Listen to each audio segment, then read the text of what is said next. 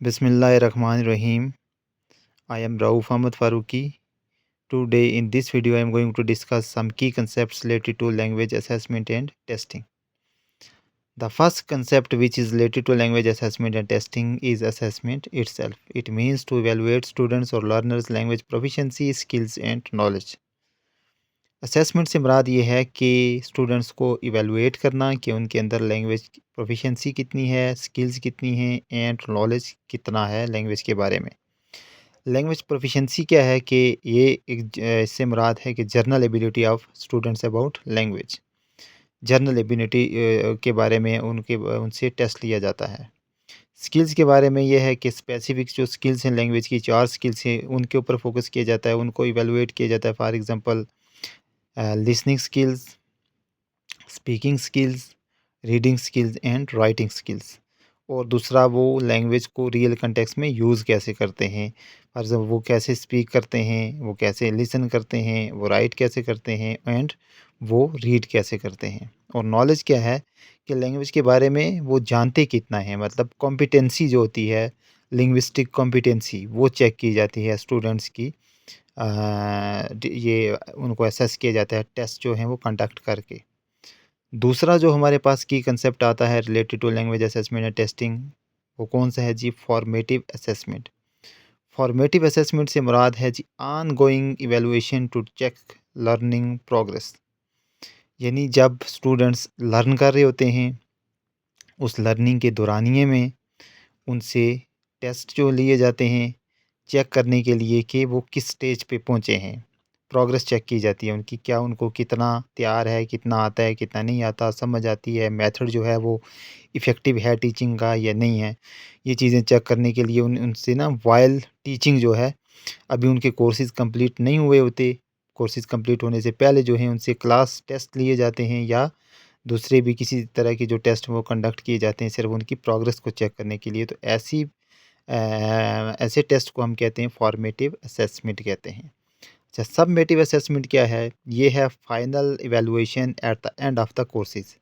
जब courses complete हो जाते हैं जिसको हम एंड टर्म कहते हैं, आखिरी जो हमारा फाइनल एग्ज़ाम होता है उसको हम क्या कहते हैं? सबमेटिव असेसमेंट कहते हैं। जब कोर्सेज़ कंप्लीट होते हैं तो उनसे टेस्ट लिए जाते हैं स्टूडेंट से, जो फॉर्मल जो एग्ज़ाम कंडक्ट किए जाते हैं। उसके बाद है प्रोफिशिएंसी टेस्ट, जैसा कि पहले बात हो गई है कि ये जो ऐसा टेस्ट होता है, it measures a persons journal language ability.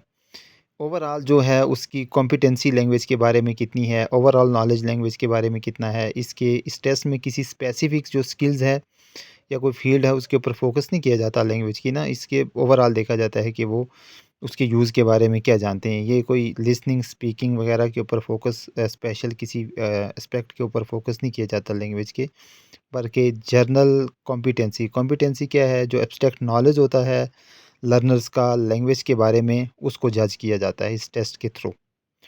उसके बाद हमारे पास है अचीवमेंट टेस्ट। अचीवमेंट टेस्ट क्या है कि it evaluates how well a students has learned specific material from a course. यानी कि किसी कोर्स में लर्नर्स ने कितना मटेरियल जो है वो लर्न किया है। ऐसे टेस्ट को हम क्या कहते हैं? अचीवमेंट टेस्ट कहते हैं। कि फॉर एग्जांपल जो हमारे सब्जेक्ट्स होते हैं डिफरेंट, उनके लिए डिफरेंट जो टेस्ट कंडक्ट किए जाते हैं उनको हम अचीवमेंट टेस्ट कहते हैं। उसके बाद हमारे पास है नॉर्म रेफरेंस टेस्ट है। नॉर्म रेफरेंस टेस्ट कौन से टेस्ट होते हैं जी? ये ऐसे टेस्ट होते हैं कि जिनके बाद या जिनके थ्रू लर्नर्स को कंपेयर किया जाता है, किसके साथ उनकी परफॉर्मेंस को कंपेयर किया जाता है अगेंस्ट ईच अदर। जिससे हम कहते हैं जी कि फॉर एग्जांपल अगर हमने 10 पोजीशंस रखी हैं तो हम कहते हैं ये फर्स्ट आया, ये थर्ड पोजीशन इसने हासिल की है, इसने फोर्थ पोजीशन हासिल की है, इसने सिक्स्थ हासिल की है। अगर हमने 10th पोजीशन रखी है तो हम कहते हैं ये सिक्स पोजीशन पे है, तो इट मीन्स कि इसको हम कंपेयर कर रहे हैं 10 स्टूडेंट्स की परफॉर्मेंस के साथ।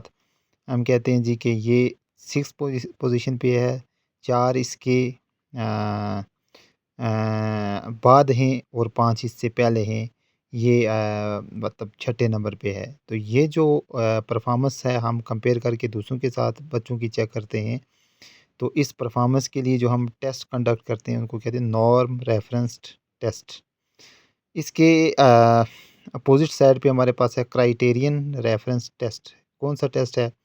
ऐसा टेस्ट है जो मेजर करता है, it measures the performance of students against fix standard. Fix standard से मुराद है कि जो हमने या बोर्ड ने या किसी अदारे इंस्टीट्यूट ने जो परसेंटेज सेट की होती है कि 100 में से अगर वो इतने मार्क्स लेगा जो स्टूडेंट तो पास या फेल होगा। तो उसमें जितने भी स्टूडेंट हैं वो उस मार्क्स मार्क्स अगर वो हासिल कर लेंगे उतने तो वो पास या फेल होंगे।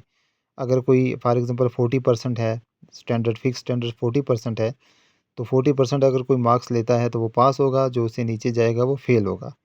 तो ये जो हमारे पास क्राइटेरिया है परफॉर्मेंस को मेज़र करने का, इसके लिए जो टेस्ट कंडक्ट किए जाते हैं उनको कहते हैं क्राइटेरियन रेफरेंस्ड टेस्ट। इसके बाद हमारे पास की कंसेप्ट है जो related to language assessment and testing है, वो है रिलायबिलिटी। रिलायबिलिटी क्या है कि इससे मुराद है it means consistency of test results. यानी कि जो टेस्ट हम कंडक्ट करते हैं टेस्ट, और उसमें हमने पहले ये तय किया होता है कि हम लर्नर्स की फ़लाँ चीज़ को मेज़र करने जा रहे हैं, या ये जो टेस्ट मैंने कंडक्ट किया ये फ़लाँ चीज़ को मेज़र करेगा, उसकी फ़लाँ चीज़ के बारे में नॉलेज को जो है वो मेज़र करेगा। तो अगर तो वो टेस्ट जो है वो जहाँ भी कंडक्ट किए जाए, मतलब एक क्लास के ऊपर दूसरी के ऊपर, तो उसके रिज़ल्ट्स अगर सेम आएँ तो उसको हम कहते हैं द टेस्ट इज़ रिलाएबल। अगर एक क्लास में टेस्ट के रिज़ल्ट्स कुछ और आ रहे हैं, दूसरी क्लास में टेस्ट के रिज़ल्ट कुछ और आ रहे हैं, तो it means the test is not reliable. तो रिलाएबल से मुराद है ये कि consistency of the test results, जो रिज़ल्ट्स हैं वो बार-बार सेम होने चाहिए। एक ही क्लास के ऊपर अगर हम वही टेस्ट जो है कंडक्ट करते हैं, मेजर हमने एक तरह की चीज़ करनी है, तो एक दफ़ा उसके रिज़ल्ट्स कुछ हैं, दूसरी दफ़ा कुछ और हैं, तीसरी दफ़ा कुछ और हैं, तो इट मीन्स कि जो रिज़ल्ट्स हैं उसमें क्या है, इनकंसिस्टेंसी है, ना कि कंसिस्टेंसी है उसके अंदर। तो ये हम ऐसे टेस्ट को हम रिलाएबल नहीं कहेंगे। उसके बाद है वैलिडिटी। वैलिडिटी से मुराद ये है कि टेस्ट जो it means the test measures what it claims to measure, कि टेस्ट वही मेजर करे जिसका वो दावा करता है कि क्या मेजर करना है उसने। ये ना हो कि फॉर एग्ज़ाम्पल एक टेस्ट टेस्ट कंडक्ट किया गया है और वो ये कहता है जी कि अपना क्लेम है टेस्ट का, या इसलिए कंडक्ट किया गया है कि वो स्पीकिंग स्किल्स को जो है वो मेजर करेगा, किसकी, स्टूडेंट्स की। तो टेस्ट जो है वो डील करता है राइटिंग स्किल्स के साथ, ना कि स्पीकिंग के साथ डील कर रहा है, तो इट मीन्स टेस्ट वैलिड नहीं है। टेस्ट वैलिड तब होगा कि हमेशा वो स्टूडेंट्स की स्पीकिंग स्किल्स ही के साथ डील करे और उसी स्पीकिंग स्किल्स ही को मेजर करे। तो जब वो स्पीकिंग स्किल्स को मेजर करेगा, क्लेम टेस्ट का है जी कि स्पीकिंग स्किल को मेजर करने जा रहा है, लेकिन वो तो किसी और चीज़ को मेजर कर रहा है, तो इस तरह से फिर टेस्ट में वैलिडिटी नहीं होगी। तो मेजर जिस चीज़ का वो क्लेम करेगा उसी को अगर मेजर करेगा तो it means there is validity in test. तो ये थे हमारे कुछ key concepts related to language assessment and testing. इंशाल्लाह जो इससे अलावा जो हमारे कंसेप्ट्स हैं इस लैंग्वेज असेसमेंट एंड टेस्टिंग के, तो वो हम नेक्स्ट वीडियो में डिस्कस करेंगे।